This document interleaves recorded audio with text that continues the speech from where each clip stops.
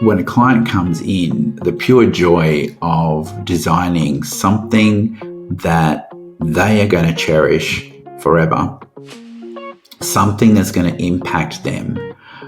I want to create something for them that's going to bring not just their home to life, but themselves to life, that child to life. And so it's a collaboration where we're going to design together, and that's why it's a design consultation, something that brings a part of them alive and makes it real. Every piece of artwork that goes up on that wall is living, breathing inspiration of the best version of who they can be. Hey, happy podcaster listeners. We are back with you again. It is me, Jeanine, Jonathan, and Steve. And hopefully you listened to last week's podcast. And if you didn't, please go back and listen to it because it was pretty darn incredible, if I do say so myself. I think it was such a great conversation. And here's why I'm bringing this up, because we got to the end of that podcast when we were recording it and looked at the time and we were like, oh my gosh, we're like out of time already. How did this happen? This conversation went by so fast. And we wrapped everything up, but then we were like, you know what? We need to continue this conversation and keep going with some of the things that came out of the workshop that you guys just came back from. And so we decided to jump on again and film a second part of this podcast to keep sharing the information and keep the momentum going. So that is what we are doing, and that is what you are listening to today. So you can listen to this standalone. You don't have to go back and listen to last week's first. But once you're done listening to this, please go back and listen to last week's podcast because it's a wealth of inspiration and information for you. So Jonathan, take it away. And Steve did a live demo on last week's podcast. He did do a live demo. It was fantastic. It was great. I think the biggest challenge is that this is a 3-day 9 to 5 workshop. Plus all the dinners, plus all the month in advance, plus the month after. It's kind of like there's so much there, so much gold that trying to fit it into a 30-minute podcast, impossible. Say impossible.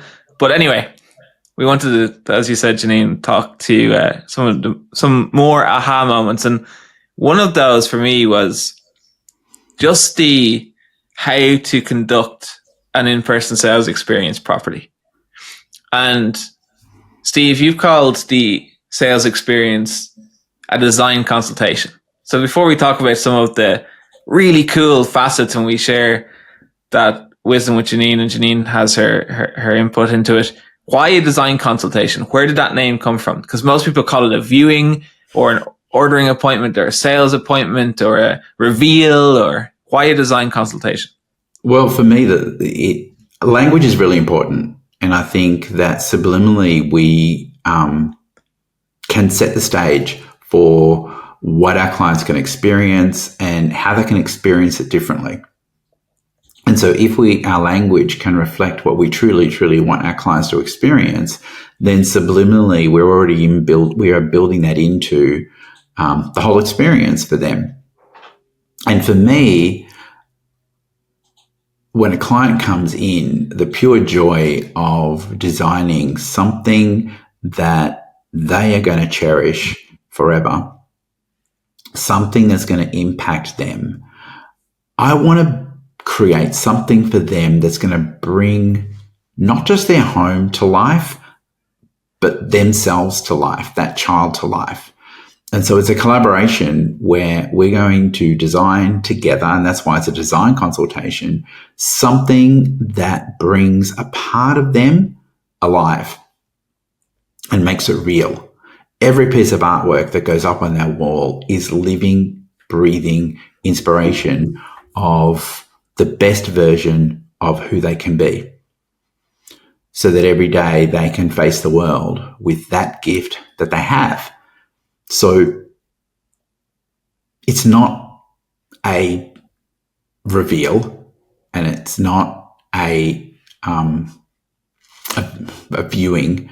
One of my best friends is a mortician, and every time I hear the word, I can't even say it. That word, a viewing, it's got to be more than that. this is where we bring things to life for people, and it's a collaboration. And so, for me, that design consultation where we sit down and we design something together is so important. And it's the most exciting part of the whole experience for most of our clients. Well, it's the most exciting part to learn about, I found personally.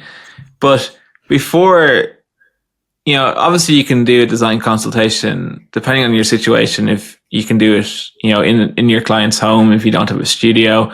But if you do have a studio, we have to work with what we have, right? Okay, let's go back to that before you go on, Jono. A lot of people come to the workshops believing that they're at a disadvantage, or they're embarrassed about the fact that they don't have a studio and that they're doing it in people's homes. You're at an advantage. You're going into people's homes. That's an area of trust that you've been given the privilege of working from. It also gives you the opportunity to become an interior designer for them and look for those key places where their child should be celebrated. Look for those key places where their family should be celebrated and really help them. Now, obviously, a studio gives you the benefit of, that studio setup, having the right messages on the walls, and making sure that your displays, are sending the right messages to people. But having the privilege of walking into somebody's home, that's also incredible. And so for those of you that are working from home, that you're not at any disadvantage at all. You're actually, for many of you, working, with an advantage. But, it does take more time. You do have to travel. You are going into the unknown in many cases because you don't know, what you're going to face until you get there. So, you just need to work with what you've got. But nothing changes as far as a design consultation goes. All the steps are exactly the same, no matter where you're working from. So before we talk about some of the steps, if you do have a studio, your design consultation room, there's so much happening in that space when you set it up correctly. Can you give me like a 5-minute lowdown? Not even 5 minutes, like 60-second lowdown of like. Did you just give Steve a time limit? I have to, because we've so much to get through here, because there's so much gold. But just the space itself. Talk to me about some of the must-haves, like the keys, like the key things you're looking to achieve with your setup. Well, the first thing is you've only got to display what you want to sell. And I think a lot of people design it around what they think clients can afford. Or what, hello, it's a celebration. It's a celebration. What they think clients can afford and what they think, not even what it's not even what their clients can afford, what they can afford. And it's almost compensating for some of their fears. So when I'm asking people to send in photographs of their selling spaces or design spaces or studio spaces, it tells me a lot about that person's own fears, because they're on display in most cases. And it's those things that we end up taking away that help clients. It opens the gates for people to want to spend money on their own artwork. I think the furnishing in the room, also really important. A lot of people are, when they start with me, I love my couch, I bought this incredible chaise lounge and I put it in the design consultation room, and every client that walks in comments on my couch. That's a problem, because if the focus of the area that you are wanting to showcase artwork and wanting to showcase what clients should be buying is the couch, and that's the first thing they see, that's what they're talking about when they come and sit down with you, that's a problem, because what they should be seeing first and what they should be taking notice of is this incredible artwork that you have on display. All of the possibilities for them that they could be having in their own home. And so the furniture is really, really important too. So making sure you've chosen well, and the placement of that furniture to make sure that you're using that space properly is also really, really important. So should we paint it red? Paint what, the couch red, or paint the room red? Room red, green. I think a lot of we've my recommendation is more of a charcoal color for the design consultation room, and I do that because it makes the artwork pop. So it makes the artwork stand out. It makes that neutral tone makes colors against it just pop. It's also a color that isn't something that clients would have in their home. And I went through years and years and years of running a studio, and every time we had a paint change and renovated, clients would always ask, what's the paint color? What's the color of your paint? I don't know if the color of my walls are going to, match the artwork. And then it was a constant sort of almost objection where people thought that what they painted their walls was an influencer as to whether they should buy something or not. And when we moved to the charcoal, all of that went away. And it made the artwork a focus rather than the walls and the paint color. And so that's why we've moved to that. And it has worked in, I don't know how many thousands of of studios we've created. So it just makes things pop. And I think it's important that the artwork is is the first thing that people see, not your couch, not a mannequin, not one of your props. It's got to be the artwork. I mean, there's 23 steps to doing an actual design consultation, right? And obviously we can't get into that. So I'm trying to... Who's counting, Jonathan? 23 steps so far. So far, yeah. So, I mean... So... It's like 50 ways to leave your lover. Some of the aha moments from that are popping into my head that attendees had, and I think one of the huge things was, one of the steps is when you're choosing favorites, and this idea of choosing favorites, and as you're doing that, only having one photo at a time on the screen and mixing up the variety, because it felt like we have the joke of the workshop. You would never, ever, ever, ever do that now, would you? And some of the attendees, Steve says that all the time. And, we had some of the attendees saying that, no, we'd never, ever, ever do that now, would we? And a lot of that was around like having like multiple photos on the screen at once and having the thumbnails open and like they're comparing and contrasting. And just talk to us about that, because that was a huge aha, I feel, for a lot of people. Well, a lot of that came from the fact for me asking attendees to send me a recording or an audio recording of a recent sale that they've done, because I wanted to calibrate where people were at and where they needed the most help, so that way I can design a workshop that was relevant to the people that were there. And a few people sent in some, and obviously you need to put a sign up letting people know you're recording it. For training purposes before, we ask them to send it.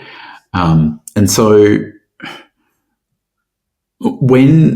and a lot of the times we initiated, when I'm listening to somebody selling and they're saying, okay, so you've got lots of photos here.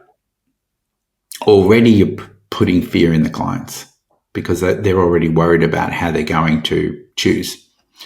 And then the next thing we say is, okay, so these are all the same. And so let's put them all up on the screen. So then that way, you can choose the one you want.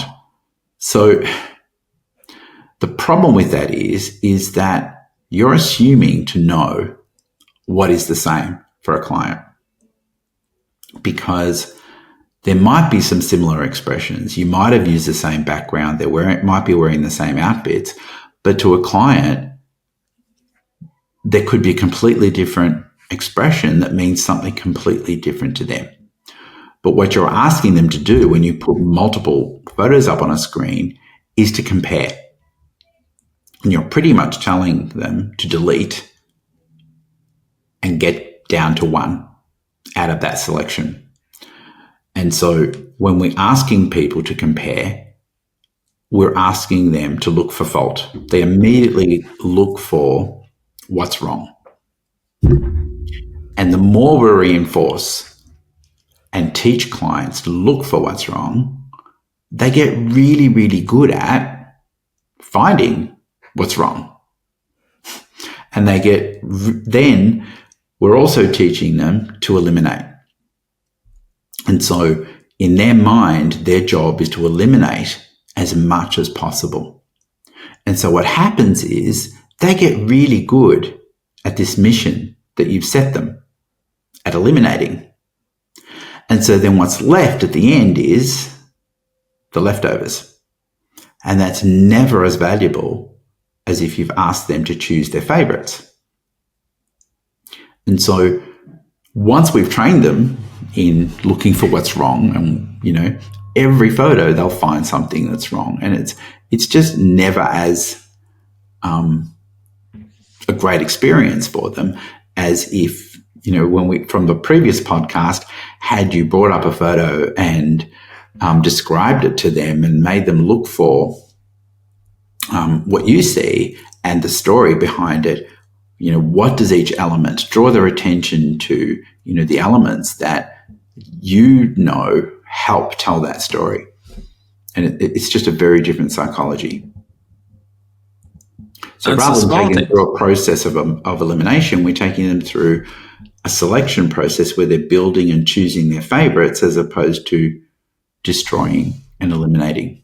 And even those small, subtle shifts can have dramatic impact. You're right. A lot of people were sort of blown away by that. It was incredible to see the light bulbs go off and people sort of, you could just see them cringing like, oh God, that's what I do. It was funny. And all the people said, no, we would never do that. They were the ones that sent the recordings in for me. Never, ever, ever. Never do that. Why would you do something like that? Come on.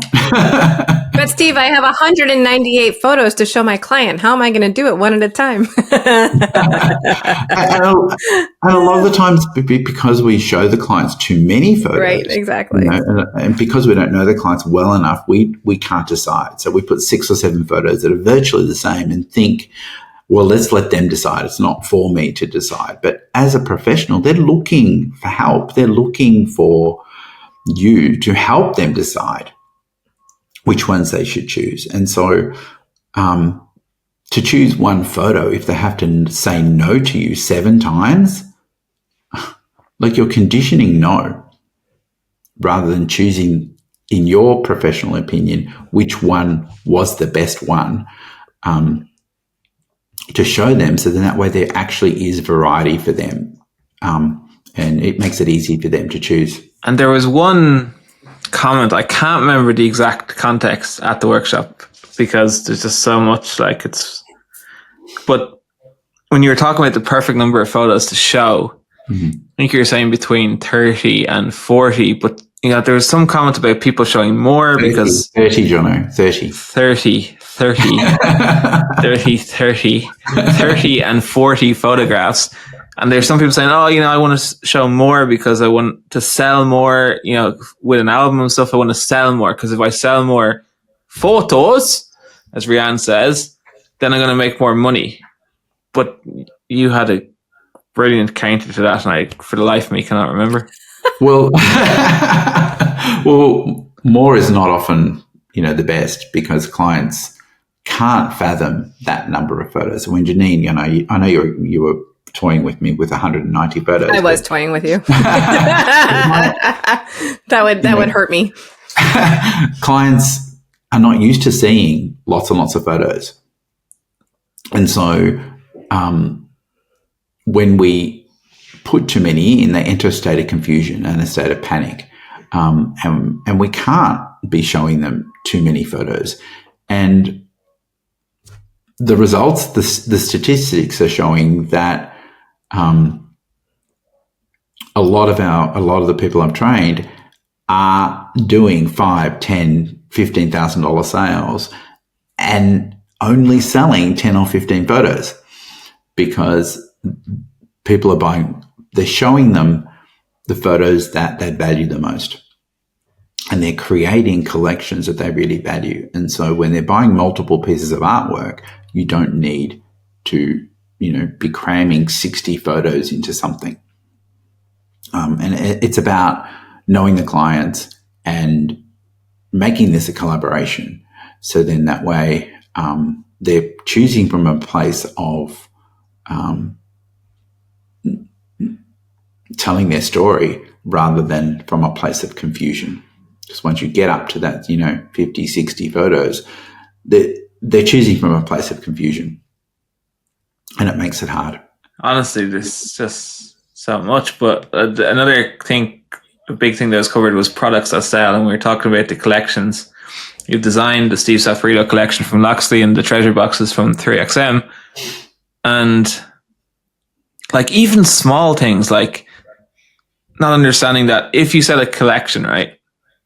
A wall collection.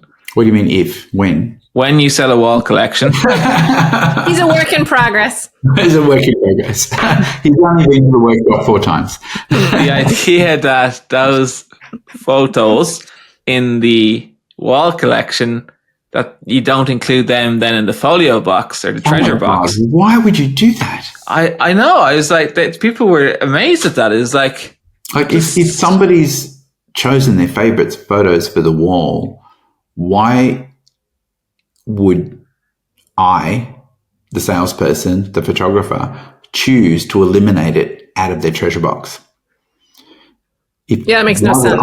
Why would I make that decision to not assume or give out my client the opportunity to include the ones that they love the most, which are up on the wall, to also be part of that treasure box, which is the complete story of what happened, not just that day, but for 2 or 3 weeks leading up to their photographic experience. So we have to assume that they would want that in there. You would never do that, would you, Jeanine? No, I never would. And in fact, even with our birthday boxes, which is the treasure box but that we use for our toddlers, and so they put their 4 favorite images from every year into their birthday box. It's often the same ones they purchase for the wall. And so that's important to know that people do want them. They do want them. And because your treasure box is your complete set of memories. Sorry, not memories. I know you hate that word. It's your complete set of future planning. But it is your complete set of favorites from that experience. Or for our birthday boxes, it's our complete set of the best of who that child was over 5 years. Right? Why would you put other ones in there? That is, or eliminate those from that, because it should be complete in there. Yeah. Yeah. One of the things that I love doing at the workshops is the welcoming the clients into the design consultation room, because I think that we get one chance at making a first impression. And I know we've been working with the client on the phone. We've been working, we've done the meet and greet when they walk into the studio. We're welcoming them into the shooting area or the photography area, camera room, some people call it. But every single stage is almost like another first impression because it's the next stage of what they're doing. And sometimes I feel that a lot of people let that part of it down, because we need to understand that this is when the clients feel the most vulnerable. This is when they need us the most. And this is the most exciting part of the whole experience for them. And so we have to amp that energy up when we're bringing our clients into that design consultation room. And knowing who your decision maker is. We've had a lot of time between the time that we book them to the time that we're going to be selling to them, and they come into that design consultation room to guess who that decision maker is. And so making sure that you are using your physiology to sit the client, that decision maker, next to you, because they're the ones that you need the most influence on. I think that, that's my favorite part, and watching people's faces as we're explaining it and showcasing it, and then, bringing people up and getting them to experience that is probably one of the most fun parts of the whole workshop for me, because I love that whole psychology, physiology part of it and getting people interacting with it. How was that for you, Johnny? Like, there's so many small but powerful things. It was incredible. Like, as you said, when you welcome the clients in, and then when you move on to the next step of how, as you're talking to a client, you're leaning forward to engage them. Mm-hmm. And then when you're anchoring your position of power where you control, you can maintain control of the sale, as you're explaining, what's going to happen, you're moving your body to, get them to focus on what you want them to focus on. So you want them to focus on the wall art. You're opening up their peripherals as you're walking backwards, so that look at you using all the language. In their peripheral vision, they're seeing all the artwork on the walls. Like, it's just drool. Like, well, what is interesting to me is, like, Jonathan's drooling, but something he said to me in a text message was that it's so practical, and these are things that photographers can actually implement right away in their studios. And that's what's so exciting to me, is so often what we learn in business is not easy to implement, or it's so out there in theory, or it's that's a nice idea, but I don't know how I would ever do that, but so much of what you guys were teaching in this workshop is practical. Like, everyone should be able to go back and start working on things to implement in their studios right away. So it's drooling, and Jonathan, you need to wipe that off your mouth there. But it's practical too. And so there's nothing that is just, oh, that's nice. It's things that they can actually improve on in their studios right away. But the impact with the results is huge. Yeah. And it doesn't rely on personality. I think a lot of what's taught relies on that the person who's teaching its personality, where this works for me. This is how I do it. But it's not broken down into the steps that it could work for every person's personality. And so I think a lot of the practicality of this is just fundamental steps that any personality can do. So if you are really confident in a sales area, you can do it.